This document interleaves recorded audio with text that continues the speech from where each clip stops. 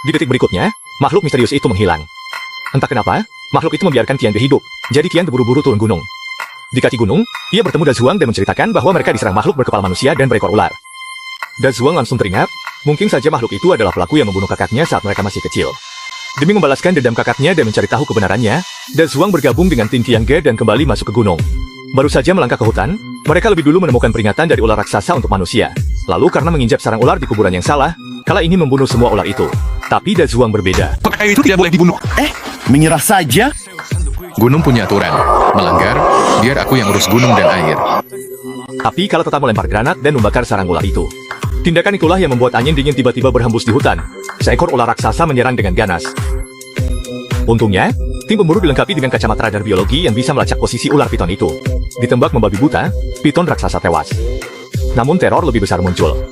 Induk ular menampakkan diri, gunakan ekornya tangkap prajurit sebagai tameng, bergerak cepat, tak takut peluru. Untungnya Xiao Shuai pasang jebakan besar, ikat monster itu. Induk ular tiba-tiba lepas, coba melarikan diri. Di saat krusial, Da Zhuang menggunakan teknik andalan Tang Tingshan, yaitu kemampuan mendengar dan memprediksi pergerakan lawan. Ia memperkirakan arah gerak induk ular, lalu melemparkan kai terbang untuk memasang jebakan. Dengan bantuan Tian Ge, mereka berhasil menjebak induk ular di dalam formasi pengunci naga. Dalam perjalanan pulang, Da Zhuang yang sedang menyetir tiba-tiba teringat pada pisau kecil milik Tian Ge, dan menyadari bahwa Tian Ge adalah kakaknya sendiri. Namun, tanpa diduga, dia tiba-tiba dipukul hingga pingsan dan dibawa ke sebuah markas rahasia. Ternyata, setelah Tian Ge terluka saat masih kecil, ia diadopsi oleh Sang Biao dari markas ini. Wanita itu selalu mendambakan keabadian, dan telah menangkap banyak manusia untuk dijadikan bahan percobaan. Sedangkan saat masih kecil, wanita ular tertipu oleh Sang Biao karena sakit, dan akibat eksperimen itu ia berubah menjadi seperti sekarang. Wanita ular sengaja membiarkan dirinya tertangkap, semua itu demi balas dendam.